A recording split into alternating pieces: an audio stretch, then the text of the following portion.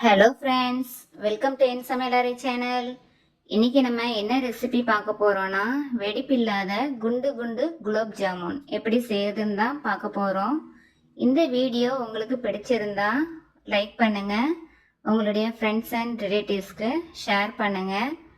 வாங்க இந்த ரெசிபி எப்படி செய்யறதுன்னு பார்க்கலாம். நான் இன்னைக்கு குலோப் ஜாமுன் செய்யறதுக்கு milky miss gulab jamun mix எடுத்திருக்கேன்.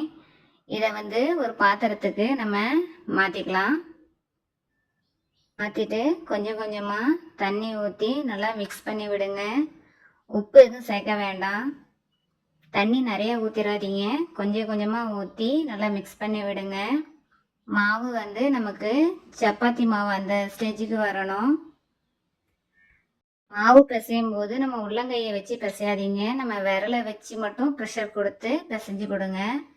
இப்போ பார்த்தீங்கன்னா மாவு நமக்கு இந்த ஸ்டேஜில் இருக்கணும். இப்போது நம்ம உருண்டை பிடிக்கிறதுக்கு ஸ்டார்ட் பண்ணலாம். பார்த்தீங்கன்னா இந்த சைஸில் மாவு எடுத்துட்டு நம்ம உள்ளங்கையில் வச்சு கொஞ்சம் அழுத்தம் கொடுத்து இப்படி உருட்டினீங்கன்னா நமக்கு அந்த வெடிப்புகள் இல்லாமல் வரும். இப்போ ஒரு கடாயில் 2 கப்பில் நம்ம சுகர் எடுத்துக்கலாம். சுகர் எடுத்து அதே கப்பில் 2 கப் அளவுக்கு தண்ணி சேர்த்துக்கோங்க. நல்லா கரைஞ்சி வரட்டும். நல்லா மிக்ஸ் பண்ணி விடுங்க. அது கூட 100 மில்லி அளவுக்கு பால் ஆட் பண்ணிக்கோங்க. நம்ம எதுக்காக பால் ஆட் பண்ணுறோன்னா, சுகரில் இருக்கக்கூடிய அந்த அழுக்கெல்லாம் நமக்கு பார்த்தீங்கன்னா மேலே பிரிஞ்சு இப்படி வரும். அதுக்காக தான் நம்ம பால் ஆட் பண்ணுறோம். இப்போ பால் ஆட் பண்ணாதான் நம்ம சுகர் பிரிஞ்சு மேலே வந்திருக்கு. அதை ஒரு ஃபில்ட்ரு வச்சு நல்லா ஃபில்ட்ரு பண்ணி எடுத்துருங்க. நீங்கள் எந்த சுகர் ரெசிபிஸ் பண்ணுற மாதிரி இருந்தாலும் இந்த ஸ்டெப்பை ஃபாலோ பண்ணுங்கள். சுகரில் நமக்கு அழுக்கு நிறையா இருக்கும். அதை நம்ம இப்படியே ரிமூவ் பண்ணிடலாம். பாருங்கள் எவ்வளோ அழுக்கு இருக்குது. இப்போது அது மேலே இருந்த எல்லா அழுக்கையும் நம்ம ஃபில்டர் பண்ணி எடுத்தாச்சு. இப்போ பார்த்தீங்கன்னா தெரியும், நமக்கு கிளியராக கிடச்சிருக்கு பாருங்கள். இந்த மாதிரி இருக்கணும். கூட நான் இன்னைக்கு 4 ஏலக்காவை தட்டி சேர்த்துருக்கேன். நமக்கு சுகர் சிரப் செய்யும்போது கம்பி பதம் எதுவும் வரணும்னு அவசியம் இல்லை. ஜஸ்ட் நமக்கு அந்த பிசுபிசுப்பு தன்மை இருந்தாலே போதுமானதாக இருக்கும். இப்போ நம்ம அதை இறக்கி வச்சிடலாம்.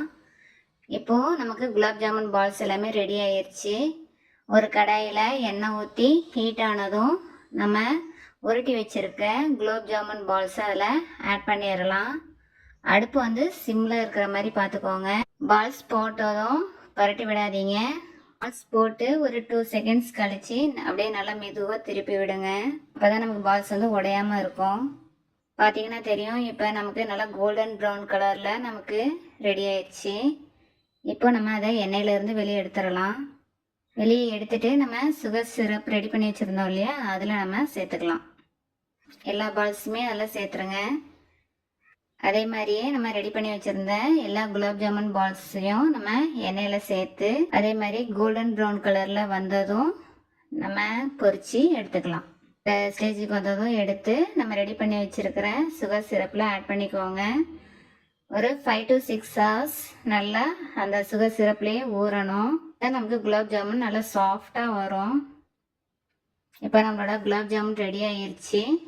இது ஒரு கப்பில் எடுத்து வச்சு சுகர் சிரப்பை ஆட் பண்ணி நம்ம சர்வ் பண்ணலாம். ரொம்ப டேஸ்ட்டாக இருக்கும். கண்டிப்பாக ட்ரை பண்ணுங்கள்.